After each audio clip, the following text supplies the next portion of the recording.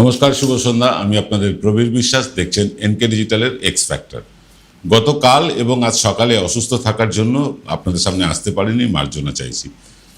দেখুন, তৃণমূল কংগ্রেস দুটো ভাগে ভাগ হয়ে গিয়েছে, আড়াআড়িভাবে। একটা হচ্ছে তাদের সংসদীয় দল বিধানসভায়, আর আরেকটা হচ্ছে মূল দল, যেটা মমতা বন্দ্যোপাধ্যায় প্রতিষ্ঠা করেছিলেন। আমরা দুপক্ষের সাথেই কথা বলার চেষ্টা করেছি। কথা বলে তৃণমূল দলটা আজকে দ্বিখণ্ডিত কেন, সেই রিপোর্টটাই তুলে দিতে এসেছি। দেখুন, ওয়াই চ্যানেলে মমতা বন্দ্যোপাধ্যায় সভা করলেন, সেখানে আমি গিয়েছিলাম। সেখানে গিয়ে সেখানকার যারা মমতাপন্থী তৃণমূল, তাদের সাথে কথা হলো। তারপর আজকে সকাল থেকে শুরু করে এই কিছুক্ষণ আগে পর্যন্ত আমরা বিভিন্ন যারা বিক্ষুব্ধ ঋতব্রত তৃণমূল, তাদের সাথেও কথা বলেছি। এই কথা বলে আমরা যে কোনো সিদ্ধান্তে আসতে পারিনি, কিন্তু কি পেয়েছি সেটা আপনাদের তুলে দেব। দেখুন, বিধায়কেরাই নির্বাচন করেন বিরোধী দলনেতাকে বা মুখ্যমন্ত্রীকে। শাসক দল হলে মুখ্যমন্ত্রী, আর বিরোধী দল হলে বিরোধী দলনেতাকে স্থির করেন যারা বিধায়ক নির্বাচিত হয়ে আসেন তারাই। এটা হচ্ছে সিস্টেম। কিন্তু মানে যে বিধায়ককে বা যে লোককে দল বহিষ্কার করেছে, তাকে কি করে বিরোধী দলনেতা করা যায়, এটা টেকনিক্যালি সম্ভব কিনা আমার জানা নেই। তবে স্পিকার বলেছেন যে ঋতব্রতর বহিষ্কারটা নাকি অবৈধ। স্পিকার তার চেয়ারের প্রতি পূর্ণ সম্মান রেখেই বলছি যে একটা রাজনৈতিক দল তার কোন সদস্যকে বহিষ্কার করবে না করবে, সেটা স্পিকারের মর্জির ওপর নির্ভর করে। তার বৈধতা অবৈধতা কি কোনো কাজ করে আমার জানা নেই। যারা এই বিষয়ে বিশারদ তারাই বলতে পারবেন। কিন্তু যতদূর সম্ভব আমার মনে হয় ব্যক্তিগতভাবে যে এটা বোধহয় বাস্তবে সম্ভব নয়। স্পিকার নির্ধারণ করে দিতে পারেন না কোন দল কাকে বহিষ্কার করবে, কাকে রাখবে। এটা স্পিকারের বৈধতা অবৈধতার কোনো মানে রাখে না। যাই হোক, আমরা দু দলের সাথেই কথা বললাম। আগে বলি, প্রথম দল যেটা বলছেন যে তৃণমূল কংগ্রেসের প্রতীক নিয়ে, মমতা বন্দ্যোপাধ্যায়ের ছবি নিয়ে যারা জিতে এসেছেন, তারপর মমতা বন্দ্যোপাধ্যায়ের কথা অমান্য করে তারা একজন বহিষ্কৃত তৃণমূল কংগ্রেসের নেতাকে বিরোধী দলনেতা করেছেন, এটা তারা অনৈতিক কাজ করেছেন। এবং এটাও তারা হুমকি দিচ্ছেন যে ক্ষমতা থাকলে তারা নিজেরা নির্দল হয়ে জিতে আসুন। এমনটা আপনারা শুনেছেন, কুণাল ঘোষের মুখ থেকে শুনেছেন। আমিও ওয়াই চ্যানেলে গিয়ে বহু নেতাদের সাথে কথা বলে এই কথাটাই বুঝতে পেরেছি। তারা মমতা বন্দ্যোপাধ্যায় নির্ধারিত যে বিরোধী দলনেতা শোভনদেব চট্টোপাধ্যায়কে তারা মানছেন না। তারা মেনে নিয়েছেন, তারা নির্বাচিত করেছেন ঋতব্রত বন্দ্যোপাধ্যায়কে। এর মধ্যে টেকনিক্যালি তো কোনো ভুল নেই। বিরোধী যারা বিধায়ক তারাই তো বিরোধী দলনেতা ঠিক করবেন, এটাই ঠিক। কিন্তু দলনেত্রী যিনি দলটা প্রতিষ্ঠা করেছেন, তার কোনো স্টেক থাকবে না, তার কথার কোনো মূল্য থাকবে না। এবার এটা একটা দিক তো গেল। আর একটা দিক হচ্ছে যে যারা কি বলবো বিরোধী হয়েছেন এখন, বা বলা যায় ঋতব্রত তৃণমূল যারা হয়েছেন, তাদের বক্তব্যটা কি? আজকে সারাদিন ঘুরে তাদের সাথে যা বক্তব্য শুনলাম, তাদের প্রত্যেকেরই রাগ অভিষেক ব্যানার্জির ওপর। মমতা বন্দ্যোপাধ্যায়ের অন্ধ অভিষেক স্নেহ, এটাই নাকি তৃণমূলের ভরাডুবির মূল কারণ। কারণ তারা অনেকগুলো বলেছেন, আমি কয়েকটা কারণ আপনাদের সামনে উল্লেখ করতে চাই। দেখুন, প্রথমত যেটা আমি পেয়েছি সেটা হচ্ছে যে যেদিনকে মমতা বন্দ্যোপাধ্যায় সমস্ত বিধায়কদেরকে ডাকলেন, যারা জয়ী হয়ে এসেছে তাদেরকে ডাকলেন, সবাই উপস্থিত হলেন। যেখানে অভিষেক বন্দ্যোপাধ্যায় উপস্থিত ছিলেন, এবং মমতা বন্দ্যোপাধ্যায় সেখানে বললেন যে সবাই উঠে দাঁড়িয়ে অভিষেককে অভিনন্দন জানান। যারা বিরোধী আজকে যারা তৃণমূল বিরোধী হয়েছেন বা ঋতব্রত তৃণমূল, তাদের বক্তব্য অনুযায়ী তখন বর্ষিয়ান যারা বিধায়ক তারা একে অন্যের মুখ চাওয়াচাই করছিলেন। অভিষেককে স্ট্যান্ডিং ওভেশন দিতে হবে কেন? অভিষেক দলের এমন কি কাজ করেছেন যার জন্য তাকে এরকম উঠে দাঁড়িয়ে বয়স্কদেরও অভিনন্দন জানাতে হবে? এইটা তাদের ইগোতে লেগেছে। আর দ্বিতীয় কথা, যে তৃণমূলটা নাকি পুরোটাই পরিচালিত হতো আইপ্যাক এবং ক্যামাক স্ট্রিট অফিসের মাধ্যমে। মমতা বন্দ্যোপাধ্যায়ের কাছে কোনো নেতাও পৌঁছতে পারতেন না। যারা আজকে বিধায়ক হয়েছেন তারা বলছেন মমতা বন্দ্যোপাধ্যায়ের সাথে কথা বলতে গেলে তিনি একটাই কথা বলতেন, আমি সব জানি, তোমরা চুপ করো। এই কথাটা বলে তাদের বারবার চুপ করিয়ে দেওয়া হয়েছে। এটা কিন্তু যারা আজকে ঋতব্রতপন্থী তৃণমূল তারাই এই কথা বলছেন। দেখুন, এখানে আমাদের কোনো বক্তব্য নেই, আমরা দুপক্ষের কথাই আপনাদেরকে বলতে এসেছি। আপনারাই ঠিক করে নেবেন কেন দ্বিখণ্ডিত হয়েছে তৃণমূল। অভিষেক বন্দ্যোপাধ্যায় যে স্টাইলে রাজনীতি করছেন, তিনি কখনো তো এর আগে রাজনীতি করেননি। তৃণমূল করার মানে জয়েন করার আগে তিনি কোনোদিন রাজনীতি করেননি। তিনি রাজনৈতিক পরিবারে বড় হয়ে উঠেছেন, রাজনৈতিক পরিমণ্ডলে বড় হয়ে উঠেছেন, এর মধ্যে কোনো ভুল নেই। কিন্তু তিনি তৃণমূলের যে আবেগ, তৃণমূল করার যে একটা মানে আবেগ থাকে কর্মীদের মধ্যে, সেই আবেগটাকে তিনি সরিয়ে দিয়ে তিনি একটুখানি টেকনিক্যাল ব্যাপারে বেশি চলে গিয়েছিলেন। এবং অনেকেই বলেছেন, যারা ঋতব্রতপন্থী তৃণমূল হয়েছেন, তারা অনেকেই বলেছেন অভিষেক একজন সাংসদ, দলের সাধারণ সম্পাদক, সর্বভারতীয় সাধারণ সম্পাদক। তিনি সাধারণ সম্পাদক হয়ে এবং দলের একজন সাংসদ হয়ে রাজ্য রাজনীতিতে কে কোথায় টিকিট পাবে, কে পাবে না, এবং কে কোন পদে থাকবে না থাকবে, সেইটা যদি অভিষেক ব্যানার্জি ঠিক করেন, তাহলে মমতা বন্দ্যোপাধ্যায় কি করছিলেন? আসলে আমরা অনেকদিন আগেই আপনাদেরকে বলেছি, আরও একবার বলছি, যে মমতা বন্দ্যোপাধ্যায় আমার মতন বাইফোকাল চশমা, অর্থাৎ সামনেও পাওয়ার লাগে, দূরেও পাওয়ার লাগে। তো আমাদের কি হয়, মাঝে মাঝেই চশমা বদলাতে হয় পাওয়ার এদিক ওদিক হলে। তো মমতা বন্দ্যোপাধ্যায় দূরের পাওয়ারটা নষ্ট হয়ে গিয়েছিল, তিনি দূরেরটা দেখতে পেতেন না। তিনি তাকে ঘিরে থাকা সেই অরূপ বিশ্বাস, ববি হাকিম, এদের মধ্যে থেকে, এদের চোখ দিয়েই তিনি দেখতেন, এদের কান দিয়েই তিনি শুনতেন। আর অভিষেক পরিচালনা করতেন দলটাকে।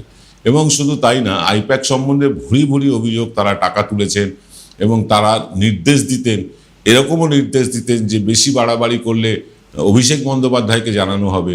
যখন নেতারা অভিষেক বন্দ্যোপাধ্যায়ের কাছে এর ক্ল্যারিফিকেশান চাইতে যেতেন, তারা কোনো ক্ল্যারিফিকেশান পেতেন না, অভিষেক বন্দ্যোপাধ্যায়ের সাথে দেখাই হতো না। ঘন্টার পর ঘন্টা তার অফিসের বাইরে বসে থাকতে হতো, ব্যাগ, মোবাইল ইত্যাদি রেখে ঢুকতে হতো। এটা নিঃসন্দেহে বর্ষিয়ান কোনো বিধায়কের কাছে এটা তো অপমানজনকই বটে, যে একজন বিধায়ক যাচ্ছেন তার দলের নেতার সাথে দেখা করতে, সমস্যার কথা বলতে বা কোনো প্রস্তাব দিতে, সেখানে তার ব্যাগ, তার মোবাইল ইত্যাদি ইত্যাদি রেখে দেওয়া হবে। এটাও তো নিঃসন্দেহে সঠিক কাজ নয়। এবং পুরো মানে মমতা বন্দ্যোপাধ্যায়ের উপরে কারুর কোনো গোসা নেই, কারুর কোনো রাগ নেই। তারা বলছেন মমতা বন্দ্যোপাধ্যায় আমাদের মাথার ওপর থাকুন, আমাদের উপদেশ দিন, আমাদেরকে নির্দেশ দিন, আমরা সেই অনুযায়ী কাজ করব, কিন্তু অভিষেক বন্দ্যোপাধ্যায়কে আর মানব না। এটা হচ্ছে ঋতব্রতপন্থী তৃণমূলের বক্তব্য।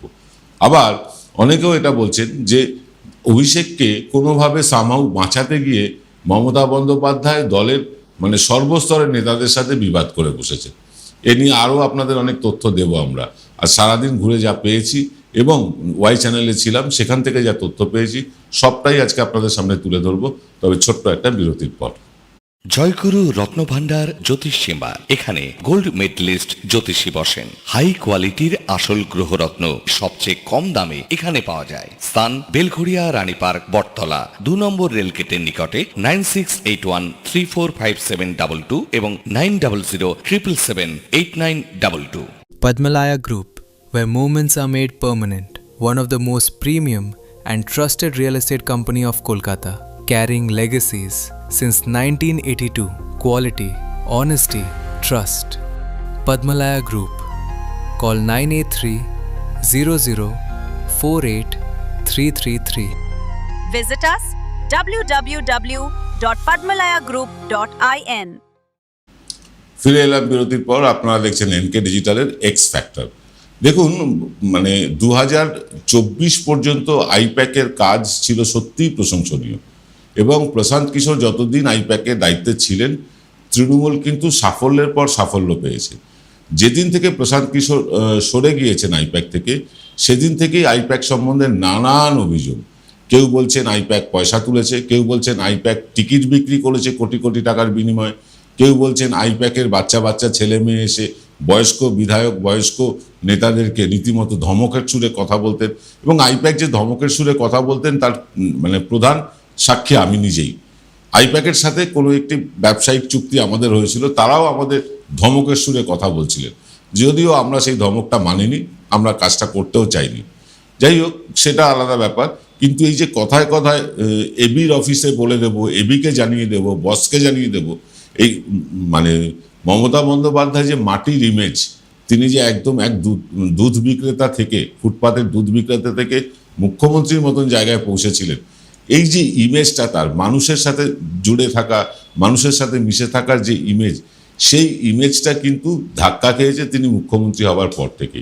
মুখ্যমন্ত্রী হওয়ার পর থেকে তিনি এতটাই আমলাতান্ত্রিক, মানে আমলা ঘিরে নিয়েছিলেন তাদেরকে, আমলারা, মুখ্যমন্ত্রী মানুষের সাথে যোগাযোগ প্রায় বিচ্ছিন্ন হয়ে গিয়েছিল।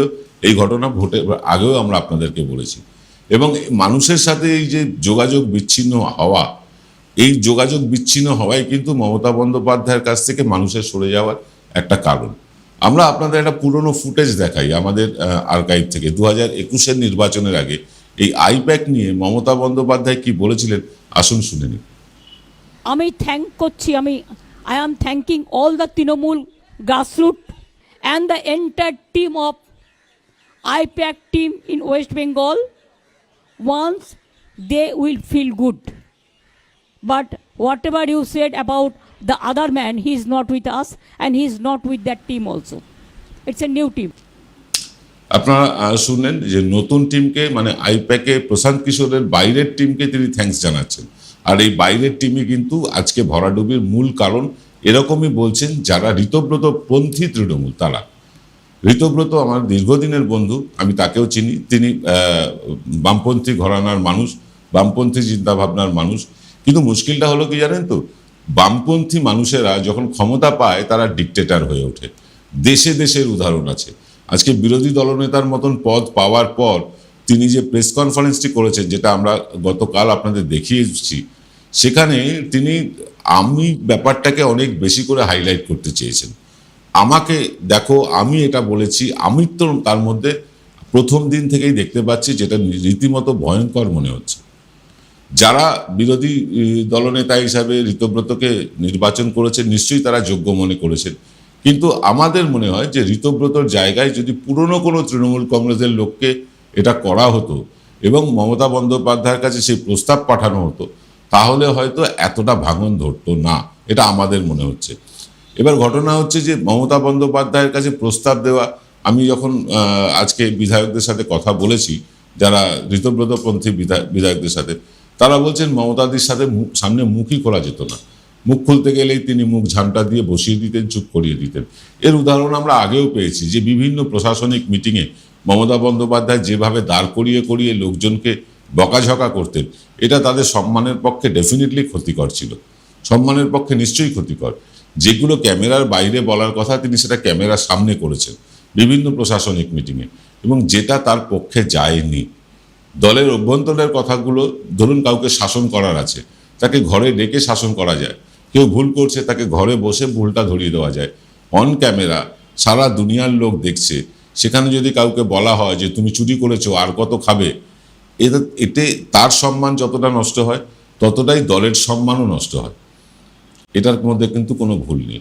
আর ওই যে মমতা বন্দ্যোপাধ্যায় তার ওই দক্ষিণ কলকাতার কয়েকজন ছাড়া বাকি কাউকে চিনতেন না। এর ফলে কি হয়েছে, নেতাদের থেকেও তিনি বিচ্ছিন্ন হয়ে যাচ্ছিলেন। ধীরে ধীরে ধীরে ধীরে নেতাদের থেকেও বিচ্ছিন্ন হয়ে যাচ্ছিলেন।